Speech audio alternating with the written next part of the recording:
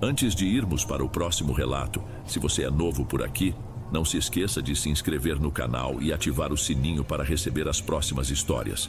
Sua presença é importante e seu apoio é essencial. Bem, vamos continuar.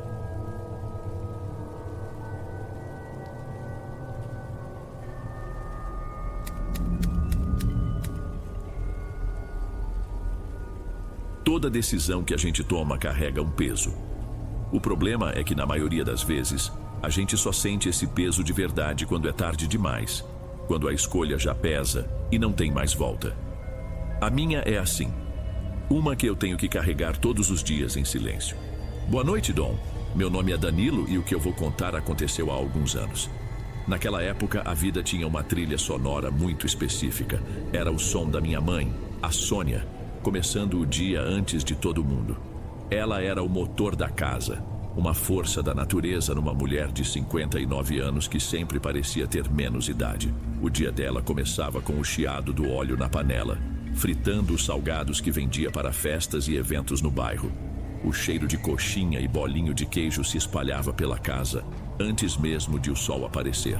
Ela era famosa por aquilo. Não tinha uma festa de aniversário na vizinhança que não tivesse os salgados dela. Era o trabalho dela, mas era também o jeito que ela tinha de cuidar de todo mundo. Sempre tinha um sorriso, uma palavra de incentivo. Se alguém aparecia na nossa porta precisando de algo, ela dava um jeito. Meu pai Gilmar era o contrário. Onde minha mãe era agitação e conversa, ele era silêncio e observação. Um homem quieto, que passava o fim da tarde na poltrona da sala, assistindo ao jornal, mas que estava sempre ali. A presença dele era uma certeza, algo que passava segurança. Eu chegava do trabalho e encontrava os dois na cozinha. Ela, com as mãos na massa, e ele, sentado à mesa, talvez descascando umas batatas, só fazendo companhia. Era um equilíbrio perfeito. A gente morava num bairro tranquilo, um daqueles lugares com casas de portão baixo e onde os vizinhos ainda puxam cadeira na calçada no fim do dia. Minha mãe conhecia todo mundo. A rotina dela de varrer à frente da casa todo santo dia era quase um evento social. Era uma vida simples, sabe? Uma vida que a gente se acostuma a pensar que vai durar para sempre. Ninguém nunca está preparado para o dia em que tudo isso acaba. A rotina começou a se quebrar de um jeito quase imperceptível. Comecei a notar que minha mãe se sentava com mais frequência. Entre uma fornada e outra de salgados, ela parava, apoiava as mãos na mesa da cozinha e respirava fundo por um instante. Se eu perguntava se estava tudo bem, ela sorria e desconversava. Dizia que era só o calor, o cansaço normal de quem já não tinha 20 anos. Eu acreditei, ou quis acreditar. A verdade veio de um jeito mais bruto. Foi numa tarde de sábado. Um vizinho me ligou, a voz preocupada, dizendo que minha mãe tinha passado mal na rua. Teve uma tontura forte, a vista escureceu, e ele a amparou antes que ela caísse. Ele mesmo a levou para o posto de saúde do bairro. Fui para lá correndo, mas quando cheguei, ela já estava de pé, conversando com a enfermeira como se nada tivesse acontecido, insistindo que queria ir embora. O médico disse que a pressão dela estava muito baixa, pediu uma série de exames para investigar. Em casa, tentei conversar com ela. Mãe, por que não me falou que estava se sentindo assim? A gente podia ter vindo ao médico antes. Ela arrumava uma xícara no armário sem me olhar diretamente. Ah, meu filho, não é nada, foi só um mal-estar. Comi pouco hoje, talvez seja isso. Não precisa desse alvoroço todo. Mas não era só um mal-estar. O rosto dela já não tinha aquela cor de saúde. Parecia mais pálido, mais abatido. Havia algo no olhar dela, uma espécie de conformidade que eu não conhecia. E mesmo que eu tentasse não me preocupar, uma sensação ruim começou a tomar conta de mim. Quando pegamos os resultados dos exames, o mundo desabou. Era o coração. O médico nos explicou de um jeito simples, sem rodeios. Havia um desgaste severo. Uma parte do músculo cardíaco simplesmente não trabalhava mais como deveria. Era grave e perigoso. O silêncio que caiu sobre nós dentro daquele consultório pequeno foi uma das coisas mais pesadas que já senti. A partir dali, tudo aconteceu numa velocidade assustadora. Em menos de um mês, a energia da minha mãe sumiu. Ela parou de aceitar encomendas de salgados. O barulho de panelas na cozinha foi substituído pelo som da televisão ligada no quarto dela. Nós, os filhos, nos mobilizamos. A levamos em outros 2 especialistas. Queríamos ouvir qualquer coisa diferente, mas o diagnóstico era sempre o mesmo. Ela precisava de uma cirurgia. Arriscada, sim, mas era a única chance. O tempo estava correndo contra nós. Nós, os filhos e meu pai, estávamos todos na mesma página. A cirurgia era o caminho. O problema é que a pessoa mais importante discordava. Minha mãe tinha medo, e não era um medo comum, de agulha ou de hospital. Era algo mais fundo, uma certeza ruim que mudava o clima sempre que o assunto surgia. Numa noite eu estava sentado na beirada da cama dela e ela segurou minha mão. A pele dela estava fria. "Eu não quero operar, Danilo", ela disse, a voz quase num sussurro. "Eu sinto uma coisa estranha. Se eu entrar naquela sala de cirurgia, eu não saio mais." Ela me olhou esperando que eu entendesse, mas eu não entendi, ou não quis entender. Eu era o filho prático, o racional. Para mim, a lógica era simples. De um lado, a doença avançando. Do outro, a chance de uma solução, por mais arriscada que fosse. A intuição dela, para mim, era apenas o medo falando mais alto. E eu decidi que precisava calar aquele medo. Sentei mais perto, fiz um esforço para soar confiante. "Mãe, não pensa uma coisa dessas. Os médicos são bons, é a melhor chance que a senhora tem. A gente vai estar aqui te esperando quando você acordar. É pro seu bem." Hoje, quando repito essa cena na minha cabeça, eu percebo o tamanho da minha própria arrogância. Eu não estava falando para acalmá-la, estava falando para me acalmar, para afastar a ideia de que eu poderia perdê-la sem ter tentado tudo. Eu não ouvi o que ela estava me dizendo de verdade. Ela me olhou por um longo tempo com aqueles olhos que pareciam já saber de tudo. Por fim, deu um suspiro cansado, como se estivesse se entregando. "Tomara que você esteja certo, meu filho." Ela acariciou meu rosto. "Mas se as coisas derem errado, a única coisa que eu quero é que não me deixem sozinha, tá bom?" Depois daquela conversa, eu mal consegui dormir. A data da cirurgia foi marcada para a semana seguinte. Os dias se arrastaram, cheios de ansiedade. No hospital, o cheiro de produto de limpeza e a luz branca e fria dos corredores pareciam um mundo à parte da nossa casa, que cheirava a café e bolo. Antes de a levarem, dei um beijo na testa dela. Ela apertou minha mão com uma força que não parecia ter mais. "Cuida bem do seu pai para mim e dos seus irmãos." Eu só consegui balançar a cabeça com a garganta fechada. Prometi que tudo ia dar certo e a vi sumir pelo corredor, levada na maca. Mas não deu tudo certo. Horas depois, que pareceram uma eternidade, um dos médicos nos chamou numa salinha. Ele foi direto, sem rodeios, o rosto cansado.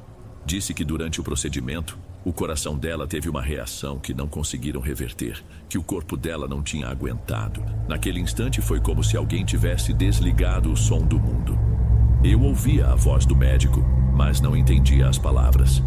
Minha mente só conseguia voltar para a imagem da minha mãe, uma semana antes, me dizendo que não sairia daquela sala. E a culpa caiu em cima de mim com tudo. Fui eu. Eu a empurrei para aquilo. Eu disse que tudo ficaria bem.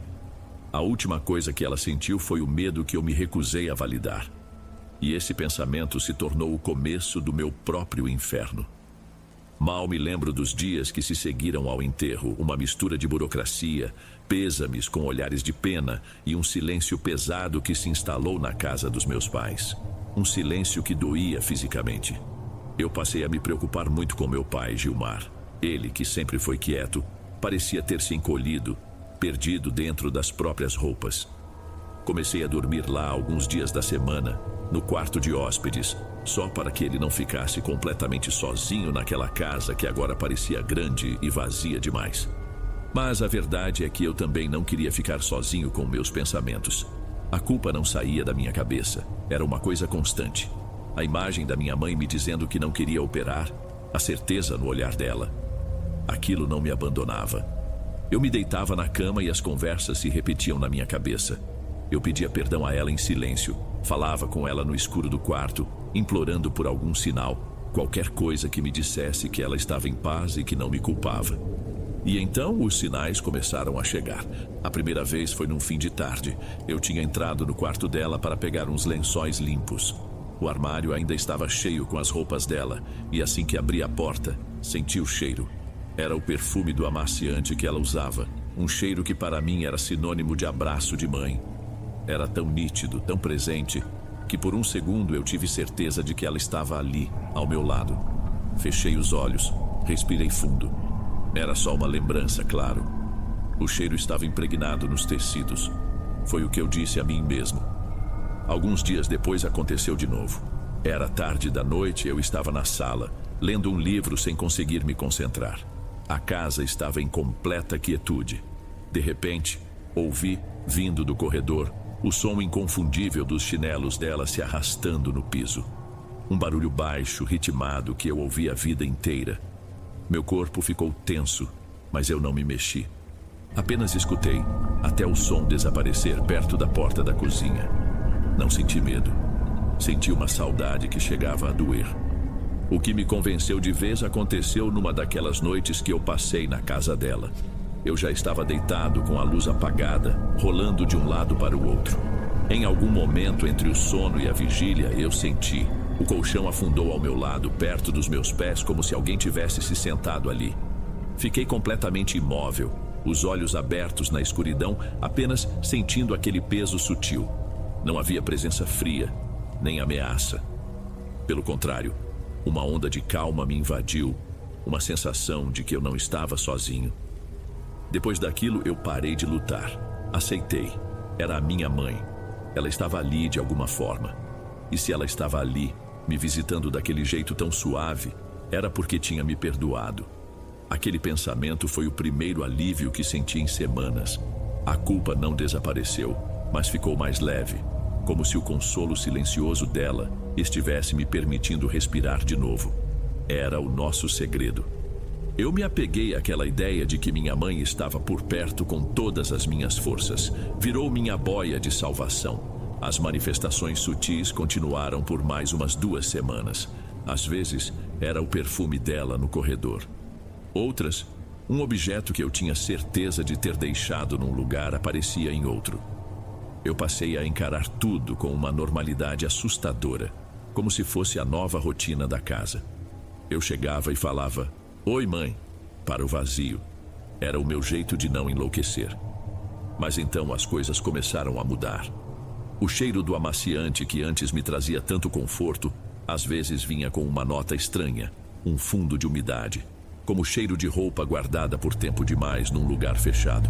Era rápido, um instante só, mas o suficiente para me deixar com uma sensação esquisita. A minha confiança, porém, era maior do que a estranheza. Eu precisava de mais. Precisava de uma confirmação definitiva, algo que confirmasse de vez aquele perdão que eu tinha criado na minha cabeça. Numa tarde em que eu estava sozinho em casa, parado no meio da sala, tomei coragem. Falei em voz alta, para as paredes, para o silêncio. "Mãe, se a senhora está aqui e se me perdoou de verdade, por favor, me dá um sinal, qualquer coisa, só para eu ter certeza absoluta." Fiquei ali, em pé, esperando. O silêncio foi a primeira resposta. 1, 2 minutos se passaram. Nada. Senti uma ponta de decepção, de vergonha por estar falando sozinho. Eu já estava virando as costas para ir à cozinha quando ouvi o barulho. Um som seco de plástico batendo na madeira vindo da estante onde ficavam os porta-retratos da família. Meu coração deu um salto. Fui até lá. Um dos quadros tinha caído, com o rosto virado para o chão. Era aquilo, era o sinal. Eu me abaixei, as mãos um pouco trêmulas, e virei o porta-retrato. Senti uma confusão, um frio estranho. Não era uma foto da minha mãe, nem dela com meu pai, nem da família toda. Era uma foto minha, de quando eu devia ter uns 6, 7 anos, sozinho, sorrindo com uma bola de futebol debaixo do braço. Lembrei na hora que minha mãe nunca gostou daquela foto. Ela dizia que meu sorriso parecia forçado, triste. E agora, o vidro estava trincado, uma linha fina atravessando bem no meio do meu rosto de criança. Fiquei agachado ali, olhando para aquela imagem sem entender. Por que aquela foto? De todas as memórias felizes na estante, por que a única que caiu foi justamente uma só minha? Não parecia um gesto de consolo, parecia outra coisa. Direcionado. Tentei me convencer de que foi uma coincidência. O prego devia estar frouxo, uma corrente de ar. Mas a dúvida, uma dúvida real e incômoda, tinha nascido ali. Guardei a foto trincada numa gaveta, como se pudesse esconder o que tinha acontecido. Mas, a partir daquele dia, o meu consolo secreto começou a se transformar em outra coisa. Uma apreensão que eu ainda não sabia nomear. Uma noite levantei para beber água e vi a porta do quarto dele entreaberta. Espiei e o vi dormindo na poltrona que ficava ao lado da cama, não na cama em si. E havia uma cadeira comum, da cozinha, encostada na porta do guarda-roupa como se estivesse bloqueando a passagem. Aquilo não fez o menor sentido para mim na hora. Pensei que era só o luto deixando meu pai esquisito, mas a imagem daquela cadeira ficou gravada na minha cabeça. A verdade sobre o que realmente estava acontecendo veio do meu pai, da forma mais inesperada possível. Estávamos os dois na sala numa noite de terça-feira. A televisão estava ligada num canal de notícias com o volume baixo. Nenhum de nós estava prestando atenção. Meu pai estava quieto na sua poltrona, olhando para um ponto fixo na parede há tanto tempo que comecei a ficar preocupado. "Pai, tá tudo bem?" perguntei. Ele demorou um pouco para responder, como se estivesse voltando de um lugar muito distante. Ele se virou para mim, o rosto marcado por um cansaço que não era só do corpo. "Danilo, você tem sentido alguma coisa estranha nesta casa? Depois que sua mãe se foi?" A pergunta me pegou de surpresa. Senti um calafrio, mas tentei não demonstrar. "Coisa estranha como?" Me fiz de desentendido. Ele suspirou, um som pesado de derrota. "Deixa pra lá, deve ser coisa da minha cabeça. A gente fica velho, começa a imaginar coisa." Mas eu vi nos olhos dele que não era imaginação. Havia um medo real ali. Senti que precisava ser honesto, mas ele continuou, a voz baixa, quase inaudível. "É que tem noites que eu não durmo direito." Ele falava sem me encarar, olhando para as próprias mãos. "Eu sinto que tem mais alguém no quarto." Ele fez uma pausa e eu prendi a respiração. "Eu sinto um peso na cama, do lado que era dela, como se alguém deitasse ali. No começo eu rezei para que fosse ela, que tivesse vindo me fazer companhia. Mas não é ela, meu filho." "Como o senhor sabe?" perguntei, a garganta seca. Ele finalmente me olhou e o que eu vi no rosto dele me assustou de verdade. "Porque eu conhecia sua mãe. A presença dela era quente, era vida. Isso que deita comigo. É frio. Um frio que não é normal. E o pior de tudo, Danilo, é que às vezes essa coisa ri. Devo ter ficado pálido na hora." "Ri?" "Uma risadinha", ele disse, e a voz dele falhou. Baixinha, abafada, como se estivesse se divertindo com o meu medo. Aquilo entra no meu ouvido e eu não consigo me mexer. Eu sei que não é a sua mãe. O que quer que esteja nesta casa não é ela. É uma coisa escura, pesada. E eu tô com medo de dormir no meu próprio quarto. Cada palavra dele só confirmava o pior. O peso na cama, a foto, o cheiro que azedava. Não era consolo, não era perdão. Era uma farsa, uma encenação horrível montada para mim e para ele. A entidade que me oferecia um falso alívio era a mesma que aterrorizava meu pai no escuro. Com a voz trêmula, contei tudo a ele. Sobre o cheiro, sobre o barulho dos chinelos, sobre o peso na minha cama, sobre a foto trincada. Conforme eu falava, cada sinal de conforto se revelava pelo que realmente era. Uma imitação grotesca, uma sondagem de um predador. Quando terminei, nós ficamos em silêncio por um longo tempo, os dois entendendo a mesma coisa horrível. O luto não tinha trazido minha mãe de volta. Ele tinha aberto a porta para outra coisa. Aquela noite nenhum de nós dormiu. Ficamos na sala até o dia clarear, conversando pouco, mas a companhia um do outro era a única coisa que nos impedia de sermos engolidos pelo medo.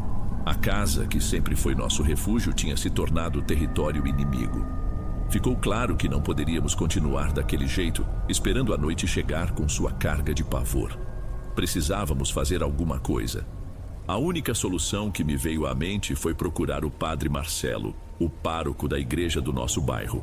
Ele conhecia minha mãe desde que éramos crianças, celebrou a missa de 7º dia dela e sempre falou dela com um carinho imenso. Era uma figura de respeito, um homem de fé serena e palavras firmes. No dia seguinte fomos até a paróquia. Meu pai e eu nos sentamos em frente a ele, na pequena sala de reuniões com cheiro de madeira antiga e cera de vela. Eu me senti um idiota no começo, como se estivesse contando uma história de terror para crianças. Mas o padre ouviu tudo em silêncio, sem um pingo de julgamento no olhar, apenas assentindo com a cabeça de vez em quando. Contei sobre a minha culpa, sobre os primeiros sinais que interpretei como consolo, e então contei sobre o terror do meu pai e a nossa terrível conclusão. Quando terminei, o padre Marcelo juntou as mãos sobre a mesa e nos olhou com uma compaixão que aqueceu um pouco o frio que eu sentia por dentro. Gilmar, Danilo, ele começou, a voz calma. A Sônia era uma alma boa, uma mulher de uma fé imensa e um coração leve. O lugar dela, agora, é de paz. Uma alma como a dela não voltaria para atormentar a família que tanto amava. O que vocês estão sentindo na casa de vocês não é a Sônia. Ele fez uma pausa escolhendo as palavras. Às vezes, quando a dor de uma perda é muito grande, muito profunda, ela cria uma espécie de abertura, um espaço vazio. E existem coisas, presenças que não são nossas, que são atraídas por essa dor. São como parasitas, mas em vez de sangue, eles se alimentam do nosso luto. Aquilo fez um sentido terrível, e elas são espertas, continuou o padre. Não se mostram como realmente são. Elas se disfarçam, usam o rosto, o cheiro, o som daquilo que a gente mais sente falta para poder entrar, para serem aceitas. Para um, ela se mostrou como consolo, porque era o que seu coração culpado precisava. Para o outro, como um tormento, se alimentando do medo direto. Mas era a mesma coisa, com duas máscaras diferentes. Meu pai, que tinha ficado calado o tempo todo, levantou o rosto. E o que a gente faz, padre? A gente fecha a porta que a dor abriu, respondeu ele, se levantando. Com fé e com limpeza, eu vou até a casa de vocês. Naquela mesma tarde ele foi. Entrou em nossa casa vestindo sua estola roxa, carregando um pequeno frasco com água benta e seu livro de orações. Ele não fez estardalhaço. Começou pela entrada e foi passando por cada cômodo, quarto por quarto, borrifando a água nos cantos, nas janelas, nas portas, enquanto recitava as orações em latim, a voz firme ecoando pela casa. Eu e meu pai o seguíamos em silêncio, rezando junto. Quando ele entrou no quarto dos meus pais, onde o terror acontecia, vi meu pai fechar os olhos com força, os lábios se movendo numa prece silenciosa. Eu não pedi só para que aquela coisa fosse embora. Pedi perdão a Deus pela minha arrogância e pedi, mais do que tudo, que a alma da minha mãe estivesse de verdade, descansando em paz, longe daquela sujeira que tinha se aproveitado da nossa dor. Depois que o padre Marcelo foi embora, a casa ficou num silêncio que eu nunca tinha conhecido antes. Não era o silêncio pesado do luto, nem o silêncio tenso da espera. Era um silêncio limpo, vazio. A primeira pessoa a notar a diferença de verdade foi meu pai. Naquela mesma noite, ele dormiu no quarto dele. Na manhã seguinte, eu o encontrei na cozinha, passando um café, e o rosto dele parecia mais leve, como se um peso que eu nem sabia que ele carregava tivesse sumido. Dormi a noite toda, ele me disse, e havia um alívio na voz dele que eu não ouvia há meses. Não senti nada. A casa parece que dá para respirar de novo. E era verdade. O ar não parecia mais carregado. Eu podia andar pelo corredor sem a sensação de estar sendo observado. O cheiro de amaciante da minha mãe tinha desaparecido de vez, substituído apenas pelo cheiro de café e pela poeira normal de uma casa. As manifestações, tanto as que me consolavam quanto as que aterrorizavam meu pai, cessaram completamente. A porta que a nossa dor abriu tinha sido fechada. Uma parte de mim sentiu uma paz imensa, o medo tinha ido embora. Mas, para ser sincero, outra parte de mim sentiu uma tristeza nova e estranha. Por mais doentio que fosse, eu tinha me acostumado com a ideia de que minha mãe estava por perto. Aceitar que aquilo tudo não passava de uma mentira, de um abuso da minha saudade, doeu de um jeito diferente. Doeu porque me obrigou a encarar a ausência dela de forma definitiva, sem fantasmas, sem sinais, apenas o vazio. Hoje, alguns anos depois, o medo se foi, mas a lembrança do que aconteceu ficou. É o verdadeiro fantasma que ficou comigo.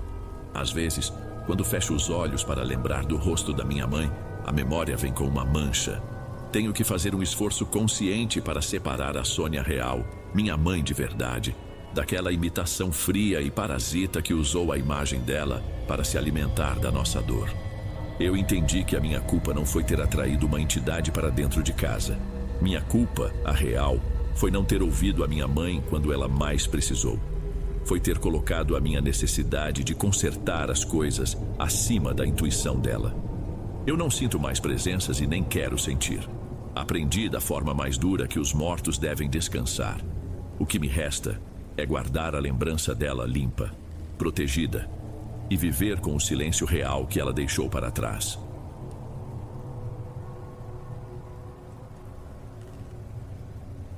Ei pessoal, obrigado por ouvirem. Clique no sininho de notificações para ser alertado de todas as futuras narrações. Lanço vídeos novos todos os dias por aqui. Espero te ver nos próximos. Agora na tela vou deixar outros 2 bons vídeos que sei que irão gostar. Te vejo por lá.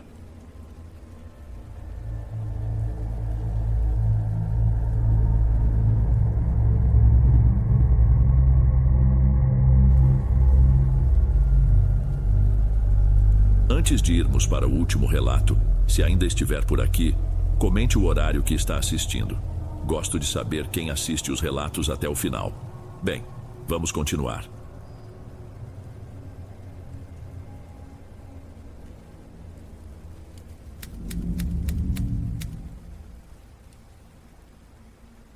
Meu nome é Lúcio e essa história aconteceu em 2019.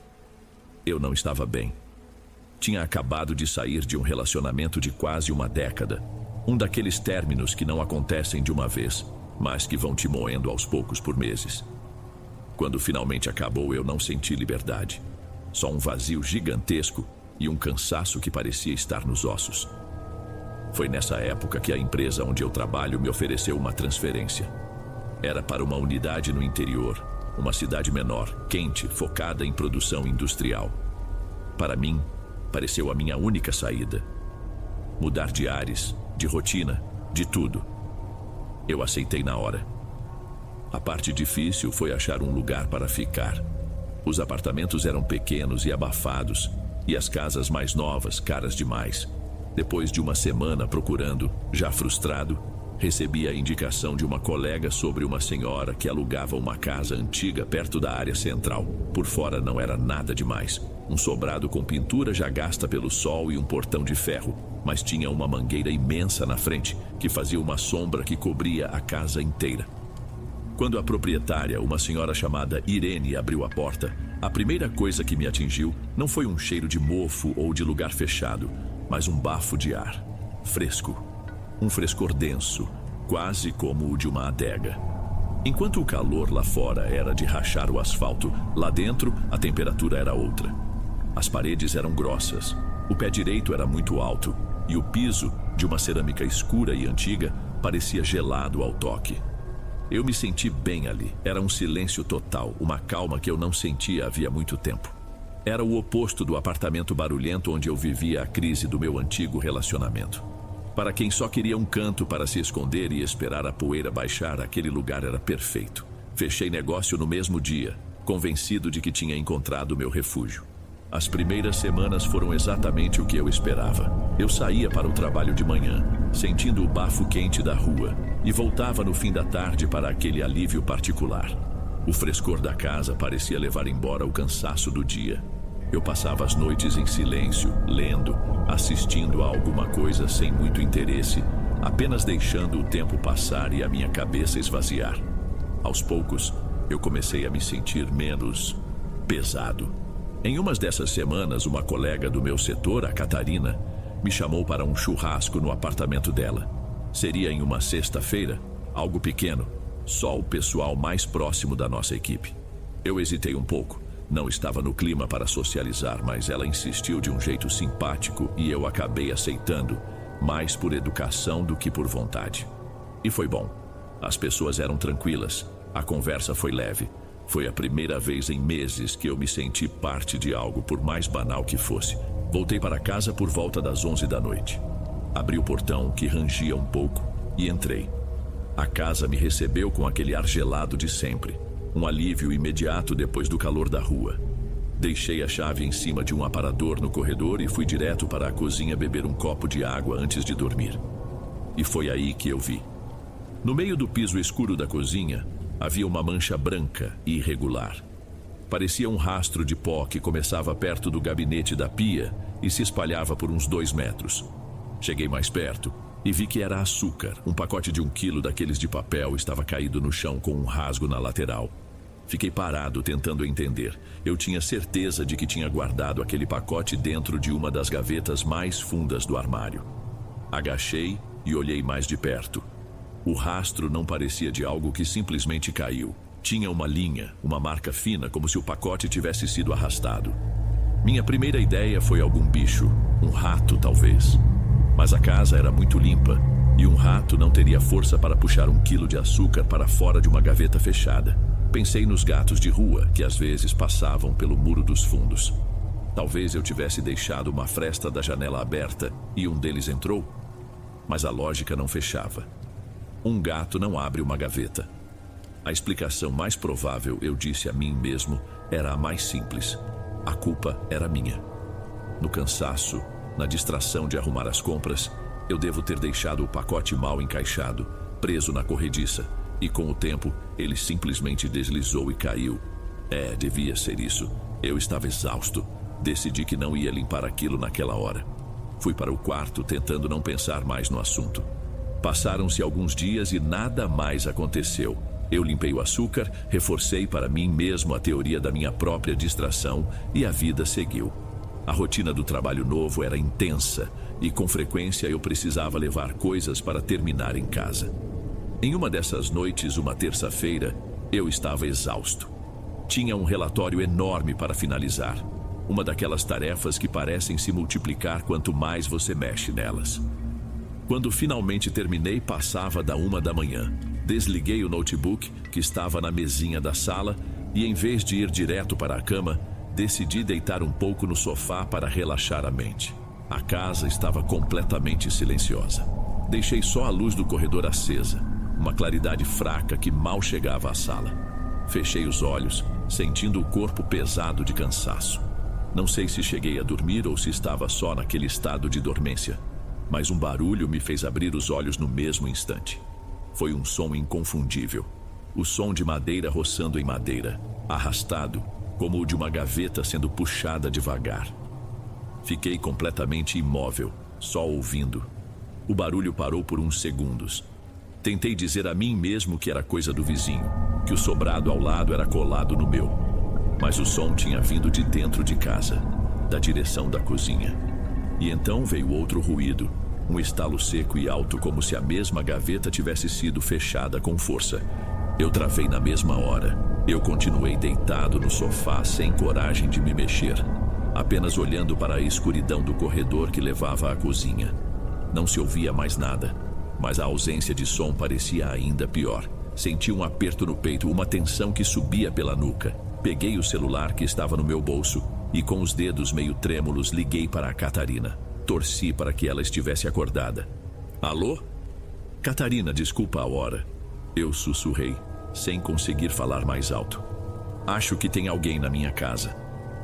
Houve um silêncio do outro lado da linha e então ela pareceu despertar. O quê? Como assim, Lúcio? O que você ouviu? Uma gaveta, abrindo e fechando. O som veio da cozinha.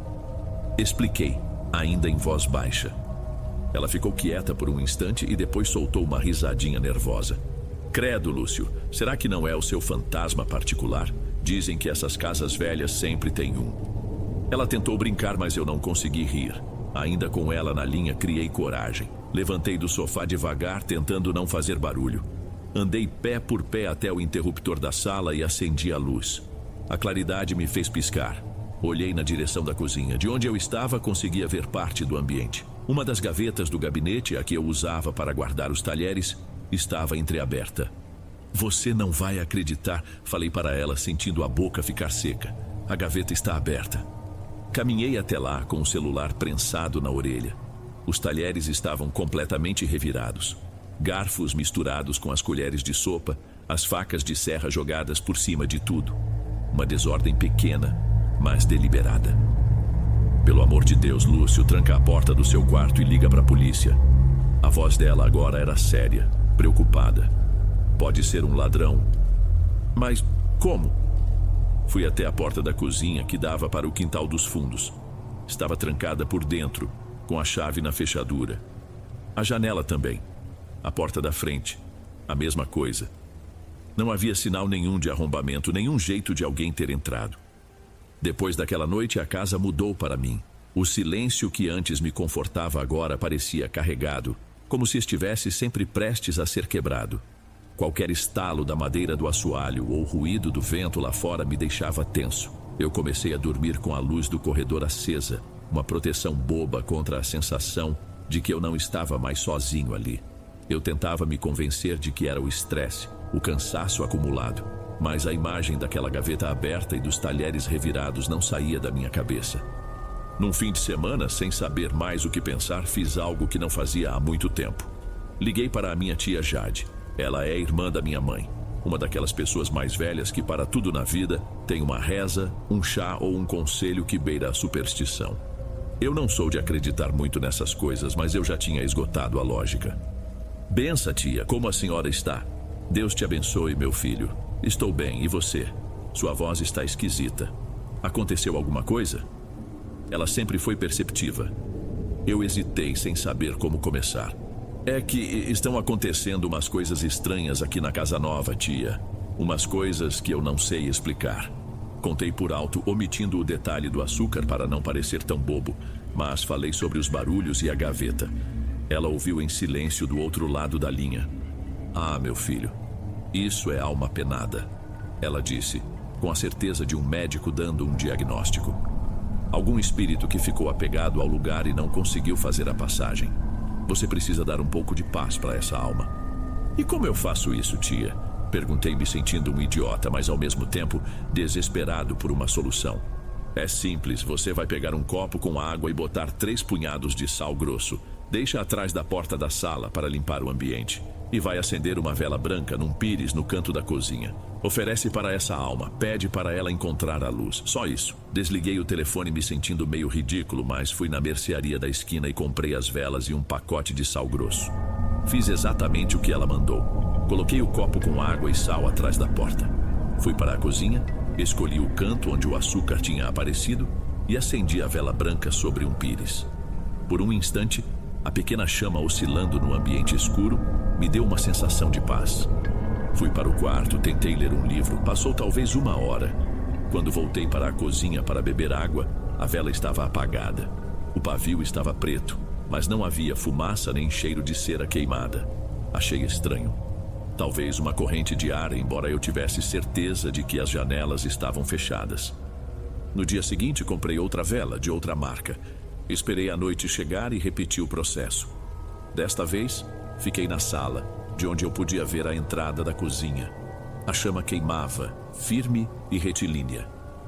Me distraí por alguns minutos, respondendo a uma mensagem no celular.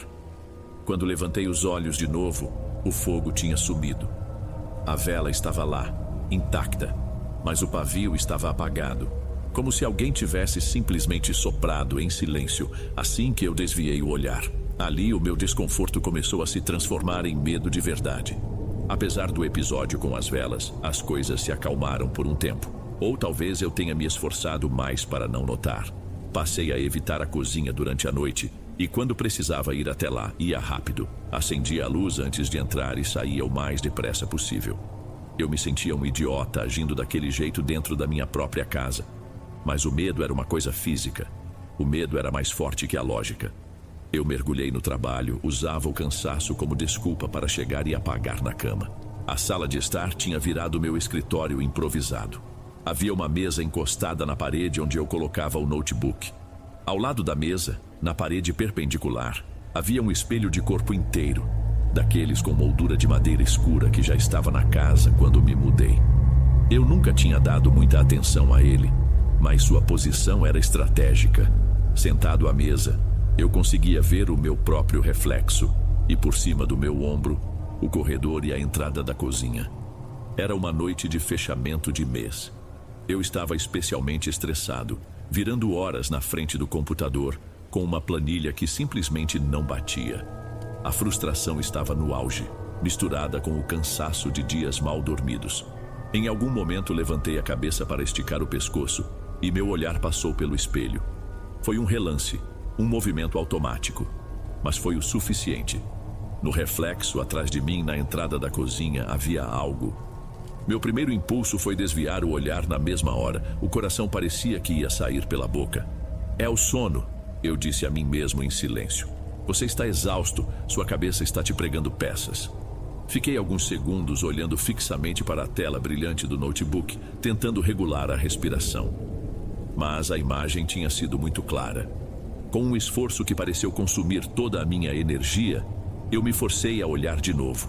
Girei a cabeça devagar na direção do espelho, e ela continuava lá, parada na soleira da cozinha. Não era nítido, era mais uma silhueta, alta, magra.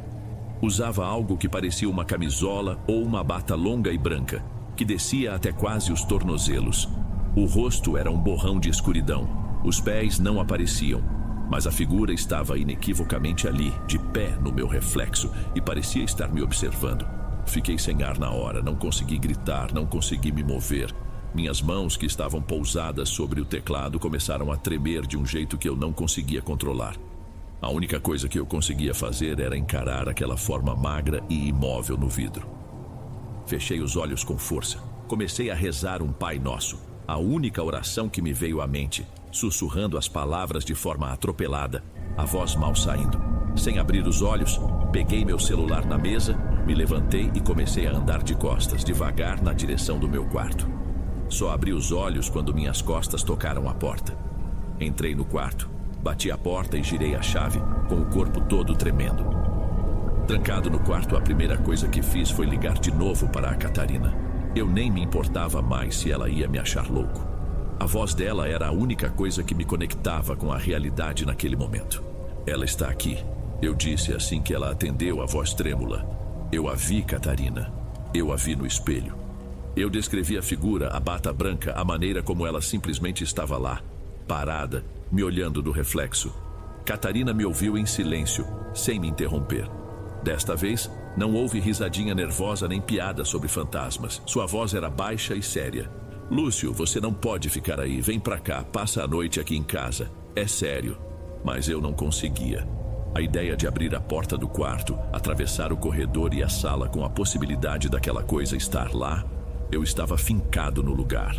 Falei que ficaria bem, que ia deixar todas as luzes acesas e que nos falaríamos de manhã. Passamos um bom tempo conversando, até que o pânico inicial diminuísse e desse lugar a um tipo de exaustão pesada. Viver ali se tornou um exercício de negação. Durante o dia, com o sol entrando pelas janelas, era mais fácil. Mas à noite, a casa se transformava. A sensação de estar sendo observado era constante. E foi em uma dessas noites, enquanto eu esquentava algo para comer, que fiz uma coisa que até hoje não sei explicar. Eu comecei a falar com ela. A voz saiu baixa, quase um murmúrio. Olha, eu não sei quem você é, e eu juro que não quero te incomodar. Fiz uma pausa olhando para o canto vazio da cozinha. Eu só estou de passagem, só preciso de um tempo para colocar a cabeça no lugar. Não vou te tirar nada. Falar com o nada me fez sentir um calafrio, como se eu estivesse admitindo a minha própria loucura. Mas, de um jeito bizarro, aquilo me deu uma estranha sensação de paz. Ajudava a não me sentir totalmente indefeso. Virou um hábito. Eu continuava acendendo a vela branca todas as noites, agora menos como um ritual de proteção e mais como uma oferenda, um gesto de respeito. Ela quase sempre se apagava em poucos minutos, como uma resposta silenciosa. Em uma conversa na hora do almoço no trabalho, um dos rapazes da equipe, um sujeito que vivia fazendo piada, me perguntou como eu estava me saindo na casa nova. Sem pensar, eu respondi meio brincando. Estou ótimo, só precisei me acostumar com a minha colega de quarto fantasma. Todos na mesa riram, mas depois o rapaz me olhou com um ar meio sério, meio zombeteiro. Cuidado, hein? Vai que não é um espírito do bem. Dizem que às vezes não é alma penada, é algo mais sombrio fingindo ser. A piada me atingiu de um jeito estranho. Eu ri com os outros, mas por dentro a ideia se instalou. Até aquele momento, eu via a presença como algo triste, perdido. Mas e se não fosse? E se a quietude dela não fosse paz, mas paciência? Aquela noite a piada do meu colega ecoava na minha cabeça. Fui para a cama sentindo um tipo diferente de apreensão. Não era mais só o medo do desconhecido, mas a suspeita de que eu estava sendo ingênuo, tentando apaziguar algo que talvez não quisesse paz. Rolei de um lado para o outro por um bom tempo, até que o cansaço finalmente me venceu. Acordei no meio da madrugada com um salto. Não foi por causa de um barulho. Foi uma sensação horrível, interna.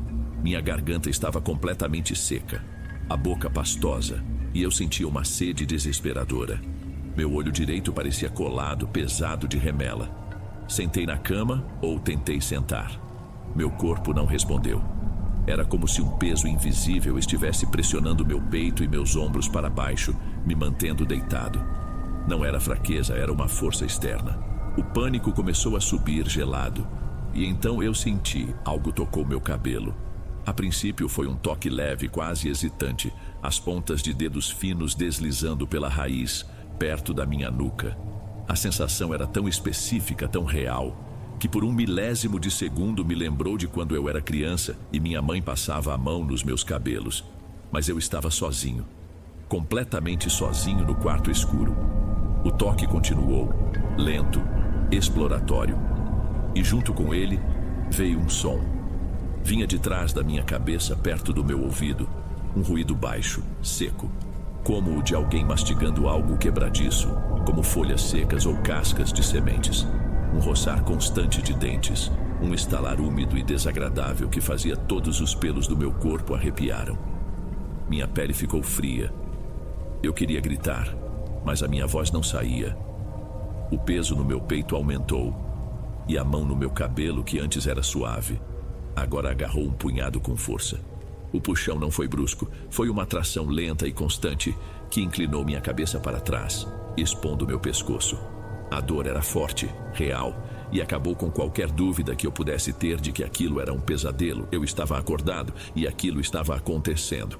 Enquanto meu cabelo era puxado para trás, senti braços me envolvendo. Eram finos, duros. Senti a pressão de ossos contra as minhas costelas, me apertando com uma força que parecia vir de pura tensão, não de músculos. A coisa me puxou para trás, me arrastando sobre os travesseiros. Mas eu não caí no colchão macio. Eu caí sobre algo, sobre alguém. Meu corpo inteiro se apoiou em outro corpo. Um corpo magro, esquelético. Eu podia sentir o contorno nítido de uma caixa torácica contra as minhas costas. As pontas das costelas cutucando minha pele através da camiseta. Era como se apoiar em um esqueleto coberto por uma fina camada de pele fria. A sensação daquele contato, daquela intimidade forçada e doentia, foi o que finalmente quebrou a minha paralisia. Um grito saiu da minha garganta, um som rouco de puro pânico. Eu me debati com toda a força que tinha, me contorcendo, chutando, lutando contra o aperto invisível. Foi como se eu arrebentasse uma teia grossa e resistente. De repente o peso sumiu, a mão soltou meu cabelo, o som parou. Eu não pensei, saltei da cama e corri para fora do quarto, atravessei o corredor escuro, passei pela sala onde o espelho me observava em silêncio. Abri a porta da frente com um solavanco e me joguei na rua. Descalço, ofegante, com o coração batendo tão forte que doía. Parei na calçada sob a luz fraca de um poste, olhando para a porta aberta da minha casa, de onde só saía escuridão. Eu senti uma pressão horrível no peito, como se algo daquela casa tivesse se agarrado em mim por dentro e se recusasse a soltar. Eu não voltei para dentro. Fiquei ali na rua, tremendo, até pegar o celular e ligar para a Catarina. A voz dela, sonolenta e depois subitamente alarmada, foi o que me trouxe de volta à realidade.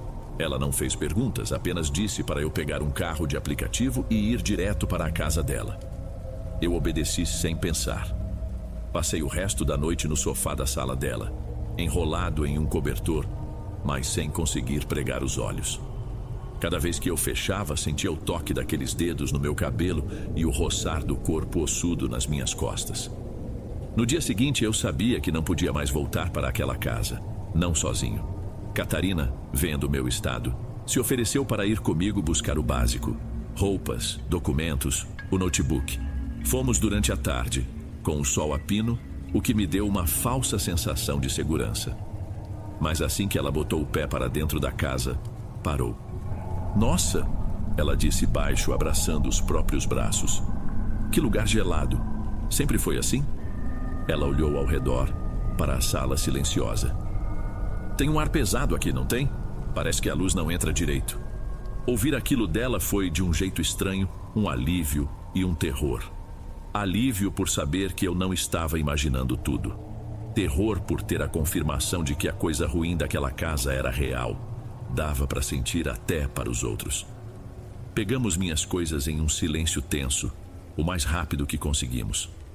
Ao puxar minha mochila de cima do guarda-roupa, algo pequeno caiu no chão, produzindo um som quase inaudível. Era um botão antigo de madrepérola, amarelado pelo tempo, do tipo que se usava em roupas de dormir femininas. Guardei no bolso sem pensar.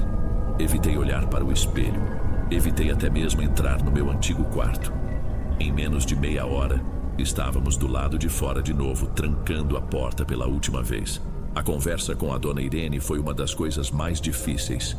Eu me sentia constrangido. Um adulto tendo que quebrar um contrato por medo de uma assombração. Liguei para ela e tentei ser o mais vago possível. Disse que não tinha me adaptado, que o ambiente não estava me fazendo bem, que eu não conseguia dormir e precisava me mudar com urgência. Ela me ouviu com uma calma que me pareceu quase fria. Ué, que estranho, meu filho. Ela disse com a voz neutra. Essa casa foi do meu filho por anos. Ele nunca reclamou de nada. E os últimos inquilinos, uma família com 2 crianças, ficaram lá mais de 1 ano e adoravam. Disseram que era o lugar mais fresco e tranquilo que já tinham morado. A resposta dela me deixou sem chão. Por um lado, me preocupava que aquela coisa, fosse o que fosse, tivesse alguma ligação comigo, não com a casa. O medo de levar aquilo para outro lugar era paralisante. Mas felizmente não foi o que aconteceu. Eu me mudei para um apartamento pequeno em um prédio novo e sem graça. Nas primeiras semanas eu vivia em estado de alerta. Qualquer barulho do vizinho me fazia prender a respiração. Eu dormia com a luz do abajur acesa e evitava ficar de costas para qualquer porta. Aos poucos, a tensão foi diminuindo. Não havia mais gavetas abrindo sozinhas, nem velas se apagando. Eu estava finalmente em paz. Mas a cicatriz ficou. Às vezes, ainda hoje, mais de 1 ano depois, quando estou sozinho em casa, sinto um arrepio súbito na nuca. Ou quando passo a mão pelo meu próprio cabelo, uma lembrança daquele toque frio me dá um arrepio. Eu escapei daquela casa, mas uma parte dela nunca mais saiu de mim. E a pergunta que me assombra nas noites de insônia não é se o que aconteceu foi real, porque eu sei que foi. A pergunta que me apavora é: o que era aquela mulher de bata branca? E o que ela queria de mim? Outro dia, varrendo a cozinha do meu novo apartamento, encontrei um único grão de açúcar perto do rodapé. Um só. E agora, a pergunta que realmente não me deixa dormir é outra. Será que eu realmente escapei? É uma resposta que, sinceramente, eu prefiro nunca ter.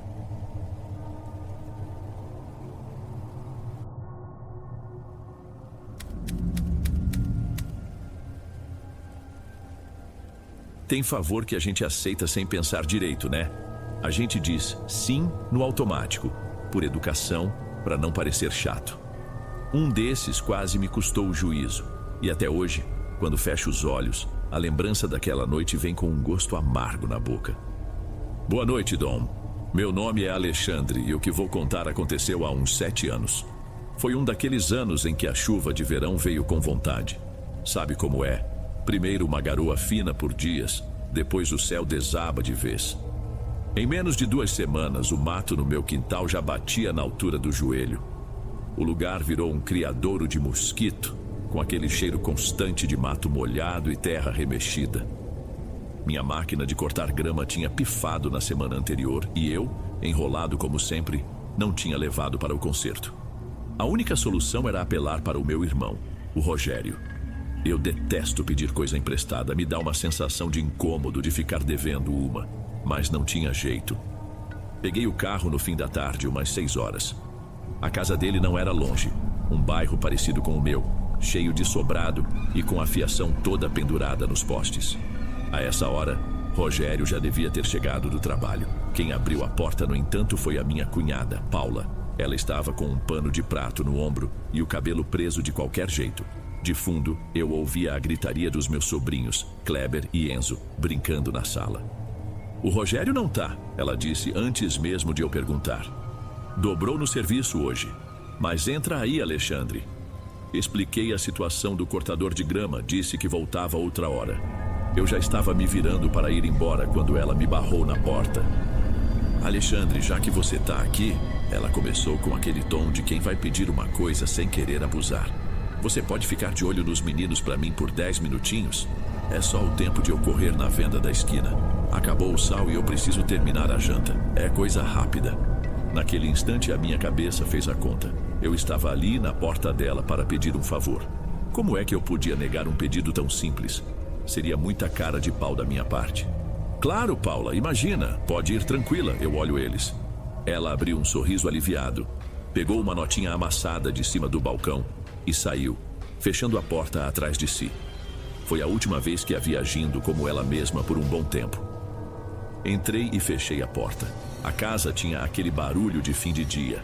A televisão ligada num desenho qualquer e as risadas dos meninos que mal notaram a minha presença ali. Fiquei parado na sala por um instante sem saber bem onde sentar. Acabei me ajeitando na beirada do sofá, ainda me sentindo um intruso. 10 minutos, ela tinha dito. Olhei no relógio do celular. 6h15. Depois, 6h20.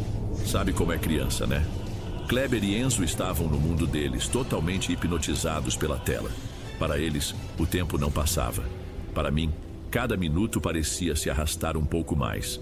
Com meia hora de espera, o incômodo virou uma preocupação de verdade. A venda era literalmente na outra esquina. O que poderia demorar tanto? Um cheiro de queimado, fraco a princípio, começou a vir da cozinha. Levantei na hora. Uma das panelas no fogão, acho que era o feijão, estava começando a grudar no fundo. Desliguei o fogo e afastei a panela da boca quente. Aquilo me deu um arrepio. Era um sinal concreto de que o tempo tinha passado bem mais do que o previsto. Paula jamais deixaria a comida queimar. Voltei para a sala e fui até a janela. Espiei pela fresta da cortina. A rua já estava mais escura e o movimento de gente voltando para casa tinha diminuído bastante. Nenhum sinal dela. Comecei a criar desculpas na minha cabeça. Vai ver, encontrou uma vizinha e ficou de prosa. Ou talvez a venda estivesse cheia. Mas no fundo, uma coisa ruim começou a passar pela minha cabeça. Meninos, chamei tentando manter a voz calma. A mãe de vocês costuma demorar assim quando vai na venda? Kleber, o mais velho, me olhou por cima do sofá. Às vezes. E voltou a atenção para o desenho. A resposta não ajudava em nada. 40 minutos. 1 hora. O sol já tinha sumido por completo e os postes de luz da rua acenderam, lançando aquele brilho alaranjado e fraco no asfalto. A essa altura, eu não estava mais só preocupado. Eu estava com medo. Medo por ela. E, para ser sincero, medo da responsabilidade que tinha caído no meu colo. Eu estava ali, com 2 crianças, numa casa que não era a minha, e a mãe deles tinha simplesmente sumido. Não dava mais para ficar parado. Esperar o quê? Que ela simplesmente brotasse na porta? Decidi que precisava fazer alguma coisa, qualquer coisa. Deixar os meninos sozinhos estava fora de questão. Então, o único jeito era levar os 2 comigo. Calcem os sapatos, eu disse, e a ordem repentina desligou eles da televisão. Enquanto eles se ajeitavam, procurei um pedaço de papel. Achei um bloquinho de recados ao lado do telefone, daqueles com ímã de geladeira. Rabisquei um bilhete rápido, só para o caso de a gente se desencontrar. Paula, saímos para te procurar. Assinado, Alexandre. Deixei o papel bem no centro da mesa da cozinha. Impossível não ver. Segurei a mão de cada um deles e abri a porta. O ar da noite estava frio e úmido, pesado. As poças d'água na rua mal pavimentada refletiam a luz alaranjada e fraca dos postes. A maioria das casas já estava com as janelas fechadas, as luzes apagadas. O silêncio era quase total, quebrado só por um cachorro latindo longe, em algum outro quarteirão. Dava uma sensação de abandono, como se todo o bairro tivesse se recolhido mais cedo. Fomos até a esquina. A venda da Dona Zélia estava lá, mas completamente escura. A porta de aço corrugada, toda pichada, estava baixada até o chão, fechada. Senti a garganta fechar. Ué, disse o Kleber, o mais velho, já fechou. Se ela não veio aqui, tio? Ele continuou depois de pensar um pouco. Talvez ela tenha ido no outro, o mercadinho do seu Nelson. Ele apontou na direção de uma avenida que passava a uns 4 ou 5 quarteirões dali. Era mais longe, mas era uma possibilidade. Uma última esperança de que aquilo tudo fosse só um mal-entendido gigante. Andar por aquelas ruas com eles foi angustiante. Eu segurava as mãos deles com força. Cada terreno baldio, cada carro parado com os vidros escuros, tudo parecia perigoso. Meus passos soavam altos demais no silêncio. Eu estava tenso, olhando para todos os lados, tentando parecer calmo para não assustar os meninos. Chegamos ao mercadinho. As luzes fluorescentes lá dentro foram um alívio no meio daquela escuridão. O dono, um senhor já de idade, estava atrás do balcão, ouvindo um jogo de futebol num radinho de pilha. Fui direto até ele. Boa noite, o senhor me desculpe o incômodo, mas eu tô procurando uma moça. Minha cunhada, Paula. Ela disse que vinha aqui. Ele me olhou, ajustou os óculos na ponta do nariz. Paula, a mulher do Rogério? Conheço, claro. Um pingo de alívio surgiu em mim. Isso, ela mesma. O senhor a viu por aqui hoje? O homem balançou a cabeça devagar de um lado para o outro com uma cara que já me respondeu tudo. Não, meu filho. Hoje ela não apareceu aqui não, tenho certeza.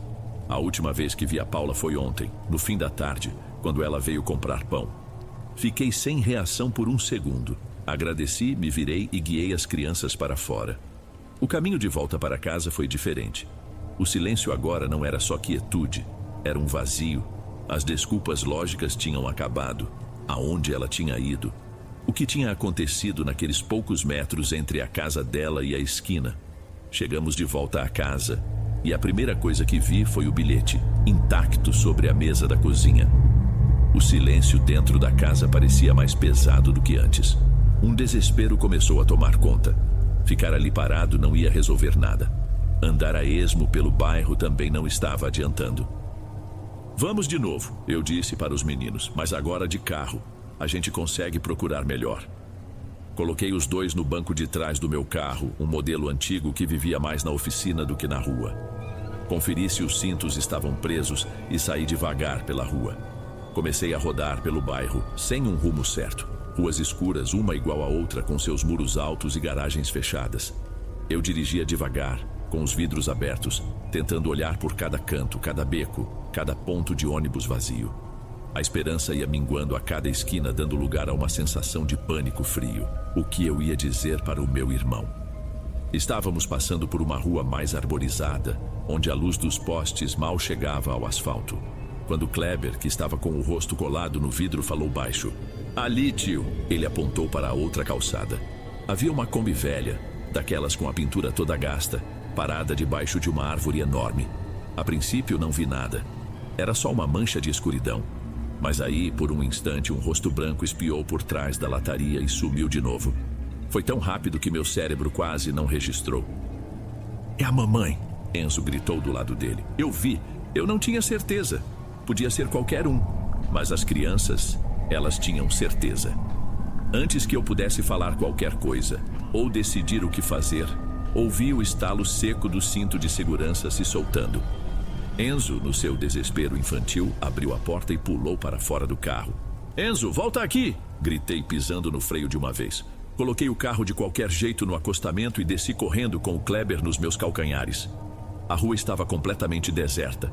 Nem um carro passando, nem uma janela acesa.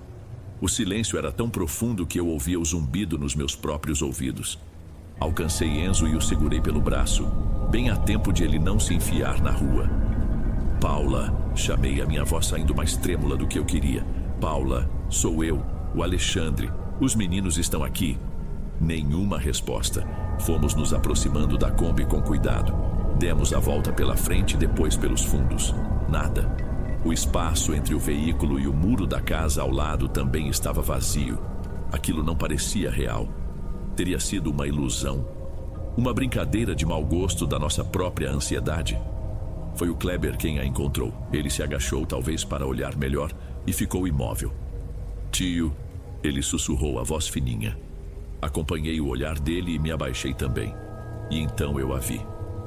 Paula estava deitada de costas no chão, debaixo da Kombi, prensada no espaço apertado entre o asfalto sujo de óleo e o chassi do carro.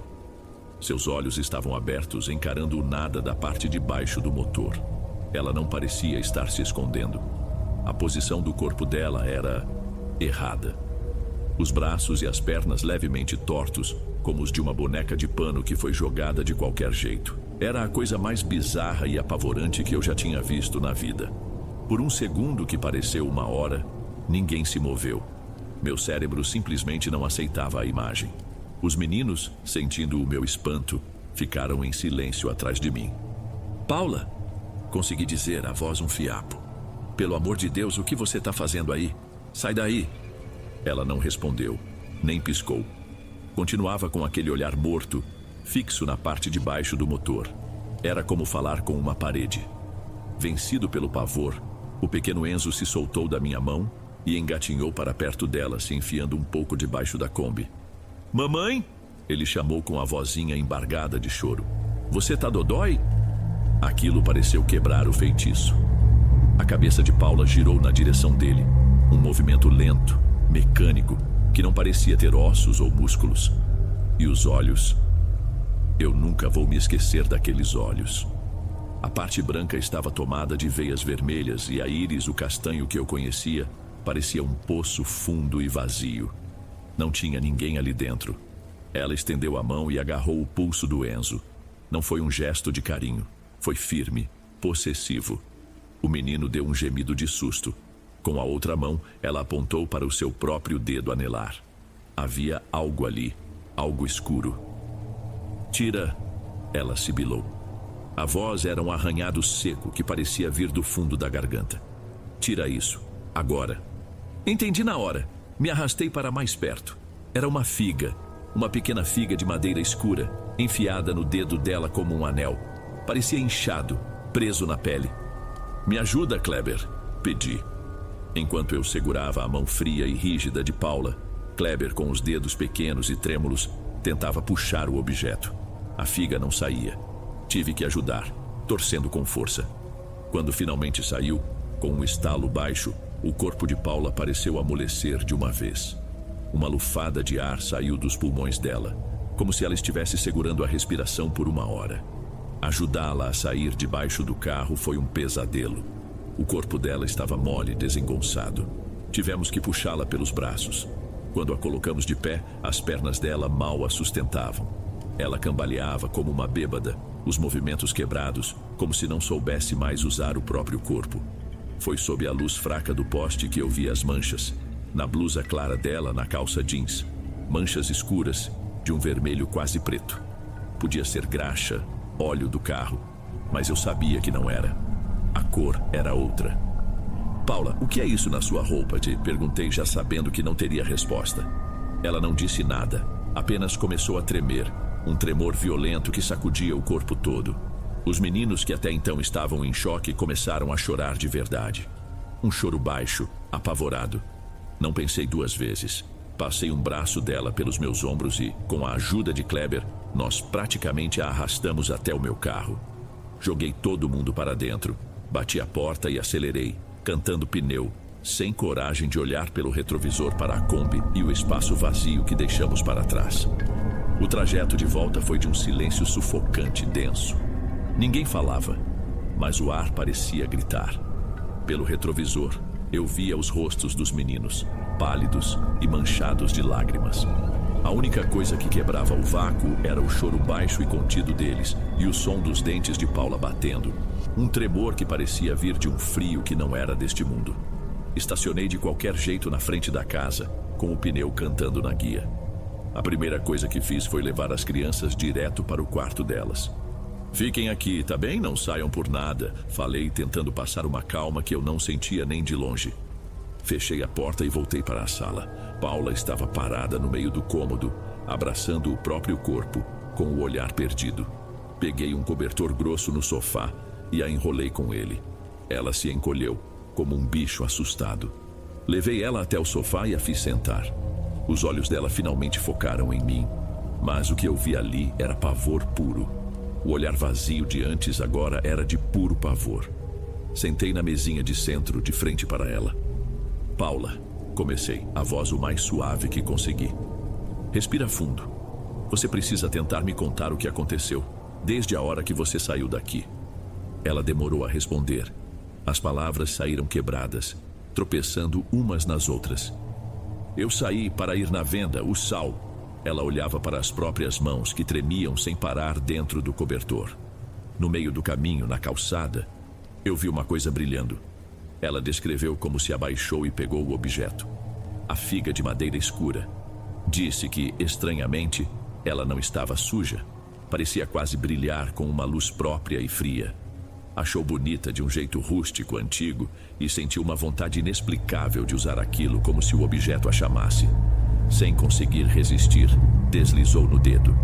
Na mesma hora eu senti. Não foi dor, foi uma cãibra, um formigamento gelado que subiu pelo meu braço, subiu pelo pescoço. Em segundos, eu não sentia mais nada. Era como se meu corpo estivesse cheio de algodão. As lágrimas começaram a escorrer pelo rosto dela. Eu tentei parar, Alexandre. Eu juro que tentei. Mas as minhas pernas continuaram andando. Eu via tudo pela minha frente, como se estivesse assistindo a um filme.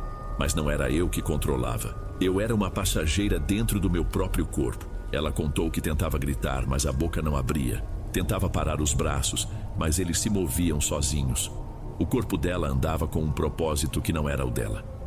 E tinha uma coisa me seguindo. Eu não via direito. Era como uma sombra no canto do olho. Uma presença que me empurrava para frente. Por isso eu me escondi. Eu estava com medo dessa coisa. Ela fez uma pausa, a cara dela se transformando. Mas aí eu comecei a correr. Correr muito rápido. Eu via os muros das casas passando. Eu senti meus pés batendo nos telhados. Eu pulei um portão de ferro, alto. Eu nunca conseguiria fazer aquilo. Eu tinha uma força que não era minha. Ela olhou para as manchas de sangue na roupa como se as visse pela primeira vez. Eu não sei o que eu fiz, a memória está toda quebrada. Tem um grito, mas não era a minha voz. Tem o rosto de alguém, uma mulher, assustada. Ela me olhou, os olhos suplicando para que eu entendesse ou talvez para que eu desmentisse. Eu fiz alguma coisa, Alexandre. Eu machuquei alguém. Eu senti raiva. Uma raiva que queimava, mas não era minha. Vinha daquela coisa no meu dedo.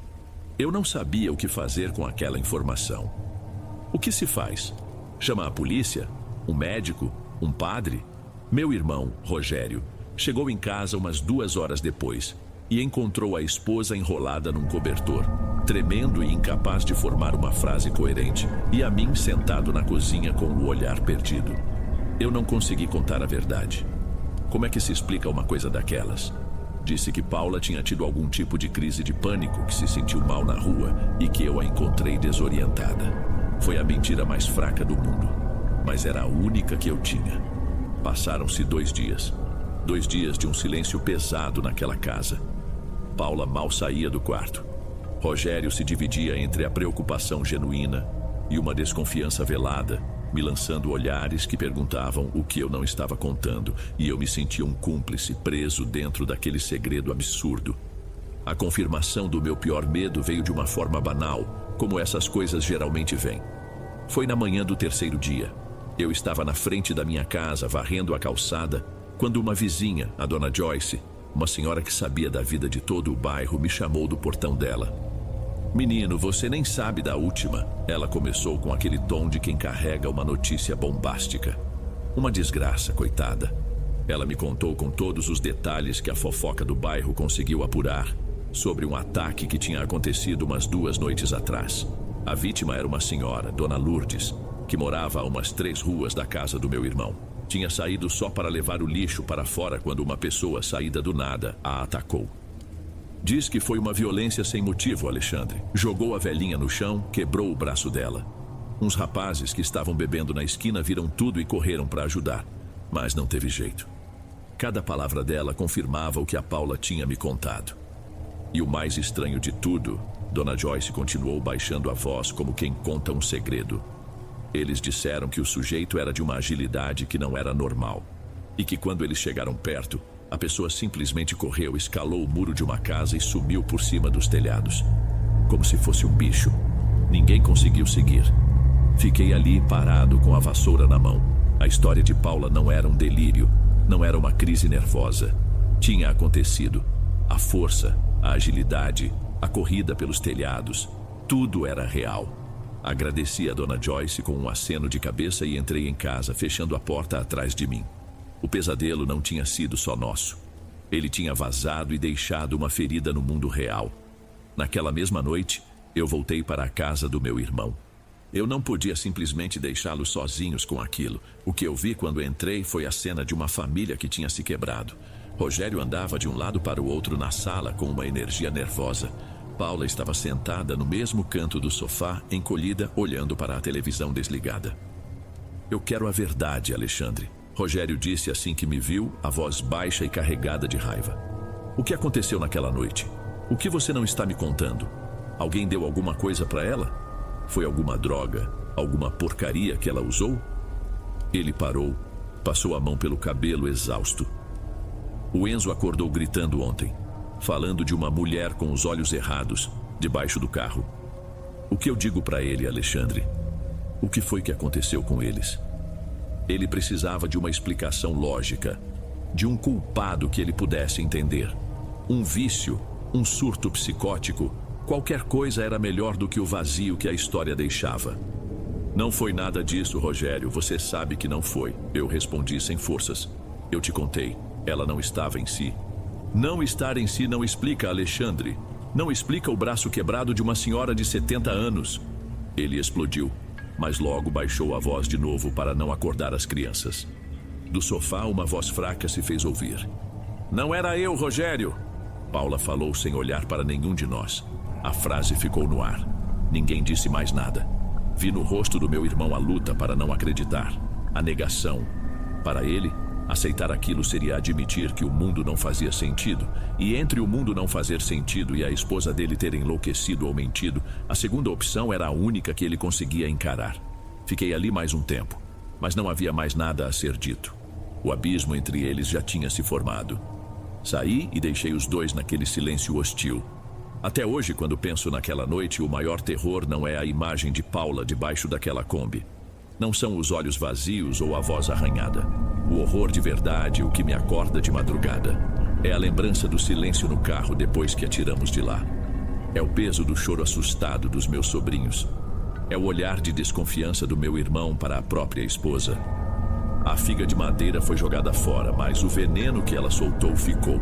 Ele se infiltrou nas paredes daquela casa, na confiança, no afeto. Às vezes, a gente acha que o monstro é a coisa que surge na escuridão. Mas o monstro de verdade é o que ficou para trás. A dúvida, o silêncio e a culpa. A culpa de ter dito sim para um favor que, no fim, custou a paz de todo mundo.